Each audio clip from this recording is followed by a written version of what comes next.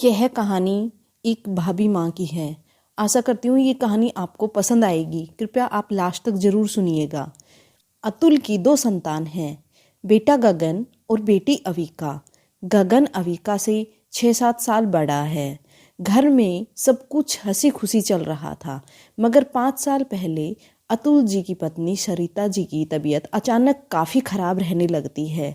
जांच कराने पर पता लगता है उन्हें बड़ी आंत में कैंसर है, जो काफ़ी फैल चुका है। काफ़ी इलाज कराने के बाद भी उनकी हालत में कोई सुधार नहीं हुआ।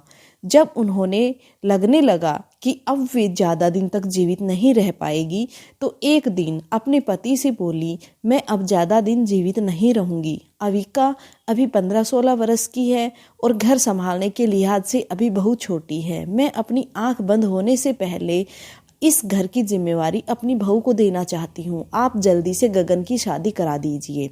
अतुल जी ने उन्हें समझाया कि वे जल्दी ठीक हो जाएगी और जैसा वे अपने बारे में सोच रही हैं वैसा कुछ नहीं होगा। लेकिन शायद सरिता जी को यह आभास हो गया था कि अब उनकी जिंदगी की घड़ियां गिनती की रह गई है। इसलिए वे अपने पति से आग्रह करते हुए बोली, ठीक है, यदि अच्छी हो जाऊंगी तो बहू के साथ मेरा बुढ़ापा अच्छे से कट जाएगा। लेकिन गगन के लिए बहू ढूंढने में कोई बुराई तो नहीं है।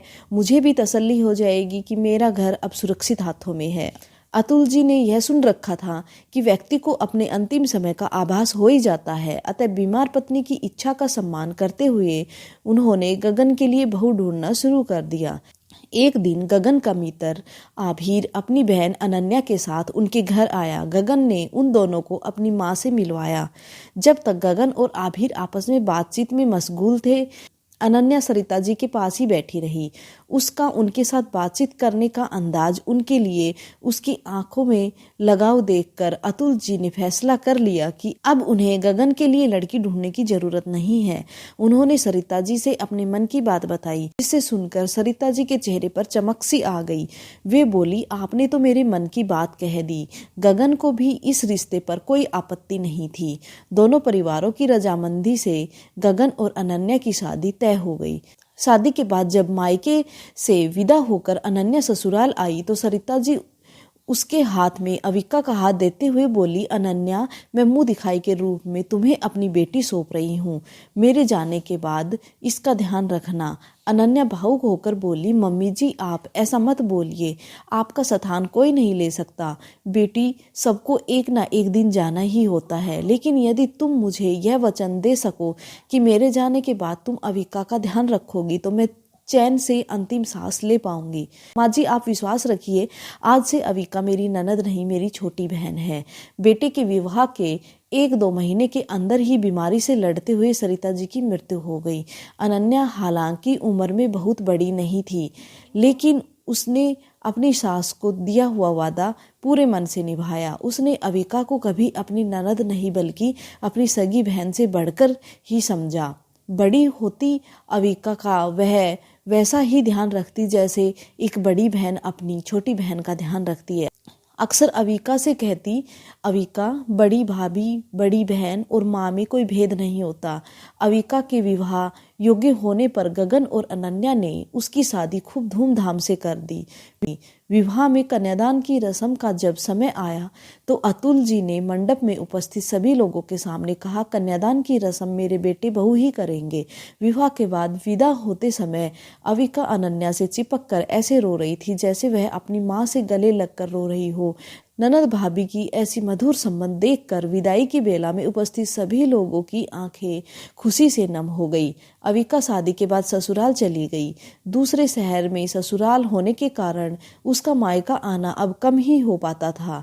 उसका कमरा खाली रहता था, लेकिन उसकी साज सज्जा, साफ सफाई अभी भी बिल्कुल वैसे ही रहती थी जैसे लगता हो कि वह अभी यहीं रह रही है। गगन के ऑफिस से लौटने के बाद अनन्या अपने और गगन के लिए शाम की चाय अविका के कमरे में ही ले जाती, ताकि उस कमरे में वीरानगी न पसरी रहे और उसकी छत और दीवार भी इंसानी सांस से महकती रहे। एक दिन पड़ोस में रहने वाले अमित अतुल जी के घर आए। बातों बातों में उनसे बोले, आपकी बिटिया अविका अब अपने घर चली गई है। उसका कमरा तो अब खाली ही रहता होगा। आप उसे किराए पर क्यों नहीं दे देते? कुछ पैसे भी आते रहेंगे। यह बातचीत अभी हो ही रही थी कि उस समय अनन्या वहां चाय देने आई। ननद अविका से मातृतुल्य प्रेम करने वाली अनन्या को अमित की बात सुनकर बहुत दुख हुआ।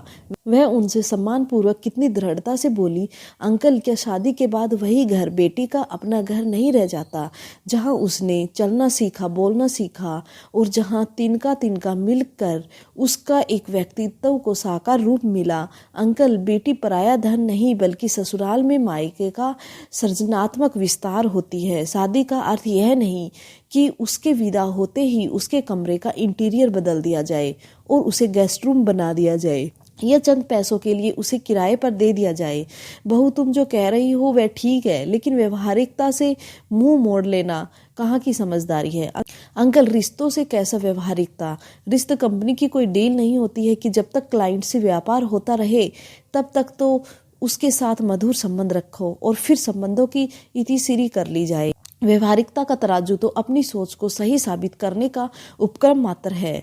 तब अमित बोले, लेकिन इससे बेटी को क्या मिलेगा? अंकल, मायका हर लड़की का पावर हाउस होता है जहां से उसे ऊर्जा मिलती है। वह केवल आश्वस्त होना चाहती है कि उसके मायके में उसका वजूद सुरक्षित है। वह मायके से किसी महंगे उपहार की आकांक्षा नहीं रखती है, न कि मायके से विदा होने के बाद बेटियां वहां से चंद पैसे लेने आती है, बल्कि वे हमें बेशकीमती शुभकामनाएं देने आती हैं, हमारे संकटों को टालने आती है, अपने भाई भाभी व परिवार को मोहब्बत भरी नजरों से देखने आती है। ससुराल और गृहस्थी के आकाश में पतंग बन उड़ रही आपकी बेटियां बस चाहती है कि विदाई होने के बाद भी उसकी डोर जमीन पर बने एक घरौंदे से जुड़ी रहे, जिसमें बचपन से लेकर युवावस्था तक उसने अनेक सपने देखे थे। इसलिए हमने अविका का कमरा जैसा था वैसा ही बनाए रखा। यह घर कल भी उनका था और हमेशा रहेगा। अमित बोले, लेकिन कमरे से क्या फर्क पड़ता है? मायके आने पर उसकी इज्जत तो होती ही है।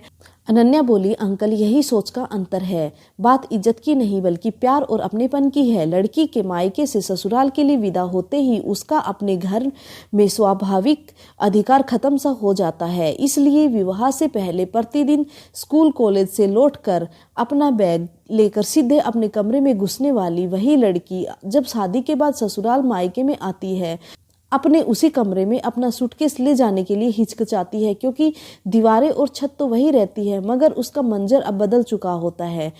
लेकिन उसी घर का बेटा यदि दूसरे शहर में अपने बीवी बच्चों के साथ रह रहा है तो भी यह मानते हुए कि यह उसका अपना घर है, उसका कमरा है, किसी और को नहीं दिया जाता।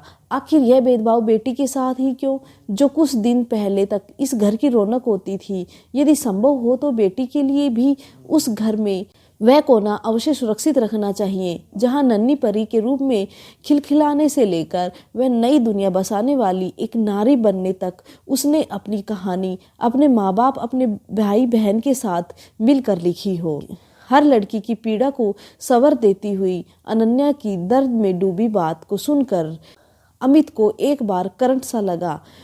उन्हें पिछले दिनों अपने घर में घटित घटनाक्रम की याद आ गई जब उनकी बेटी शालू अपने मायके आई थी।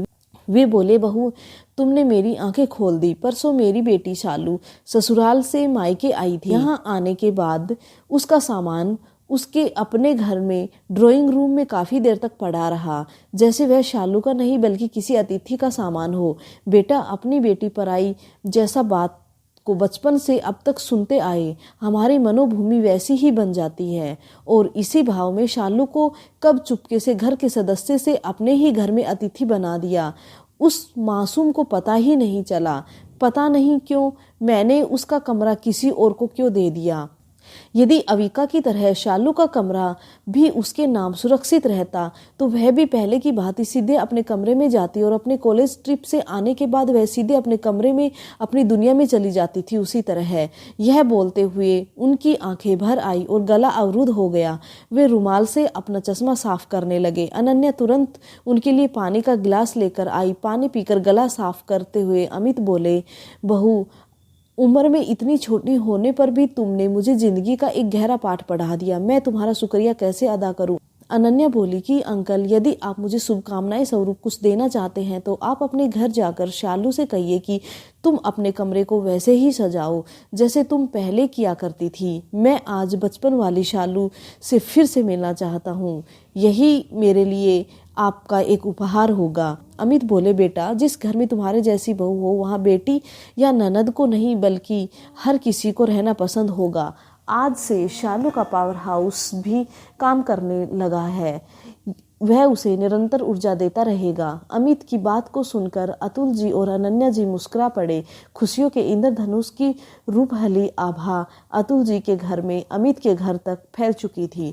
तो आपको ये कहानी कैसी लगी प्लीज़ कमेंट बॉक्स में कमेंट जरूर कीजिएगा। वीडियो पसंद आई है तो लाइक कीजिएगा। इसी तरह की और वीडियोज़ के लिए प्लीज़ चैनल को सब्सक्राइब कर लीजिएगा और हमें सपोर्ट करते रहिएगा। Okay, thank you friends.